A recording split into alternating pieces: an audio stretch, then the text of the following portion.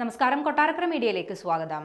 കൃത്യസമയത്ത് തന്നെ വാക്സിൻ എടുത്തിട്ടും പേവിഷബാധ ഏൽക്കുന്ന സംഭവങ്ങൾ സംസ്ഥാനത്ത് ആവർത്തിക്കുകയാണ്. കൊല്ലം വിളക്കുടി കുന്നിക്കോട് സ്വദേശിയായ കുട്ടിയെ പേവിഷബാധയെ തുടർന്ന് SAT ആശുപത്രിയിൽ പ്രവേശിപ്പിച്ചിരിക്കുകയാണ്. ദിവസങ്ങൾക്ക് മുൻപാണ് മലപ്പുറം പെരുവള്ളൂർ സ്വദേശിയായ സിയ ഫാരിസ് പേവിഷബാധയെ തുടർന്ന് കോഴിക്കോട് മെഡിക്കൽ കോളേജിൽ വെച്ച് മരിച്ചത്. ഇതിന് പിന്നാലെയാണ് കൊല്ലത്തും സമാന സംഭവം ആവർത്തിക്കുന്നത്. ഏപ്രിൽ മാസത്തിൽ മാത്രം 6 പേരാണ് പേവിഷബാധയേറ്റ് സംസ്ഥാനത്ത് മരിച്ചത്. അതിൽ വാക്സിൻ എടുത്തവരും ഉൾപ്പെടുന്നുണ്ടെന്നതാണ് ആശങ്കയുയർത്തുന്ന കാര്യം. ഏപ്രിൽ 8-ാം തീയതി ഉച്ചയോടെ വീട്ടുമുറ്റത്തിരിക്കുമ്പോഴാണ് കുന്നിക്കോട് സ്വദേശിയായ കുട്ടിയെ താറാവിനെ ഓടിച്ചെത്തിയ പട്ടി കടിച്ചത്. ഉടൻ തന്നെ IDRV ഡോസ് എടുത്തിരുന്നു. അന്ന് തന്നെ ആന്റിറാബിസ് സിറവും നൽകിയിരുന്നു. പിന്നീട് 3 തവണ കൂടി IDRV നൽകി. ഇതിൽ മെയ് 6-ാം തീയതി ഒരു ഡോസ് മാത്രമാണ് ബാക്കിയുണ്ടായിരുന്നത്. ഇതിനിടെയാണ് ഏപ്രിൽ 28-ാം തീയതി കുട്ടിക്ക് പനി ബാധിച്ചപ്പോൾ പരിശോധന നടത്തിയത്. അപ്പോഴാണ് കുട്ടിക്ക് പേവിഷബാധ ഏറ്റ കാര്യം മനസ്സിലാകുന്നത്.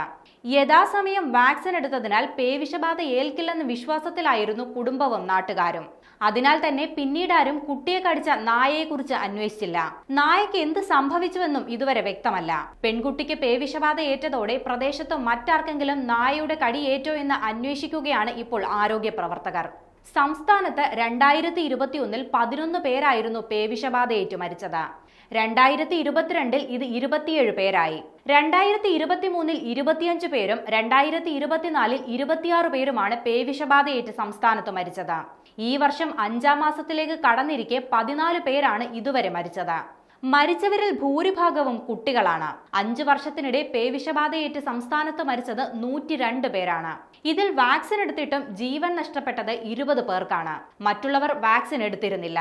നായ കടിച്ചാൽ ആദ്യ മിനിറ്റുകൾ അത്യധികം പ്രധാനമാണെന്നാണ് ഡോക്ടർമാർ പറയുന്നത്. സോപ്പും വെള്ളവും ഉപയോഗിച്ച് മുറിവ് കഴുകുന്നതും വാക്സിൻ എടുക്കുന്നതും അടിയന്തരമായി ചെയ്യേണ്ട കാര്യങ്ങളാണ്.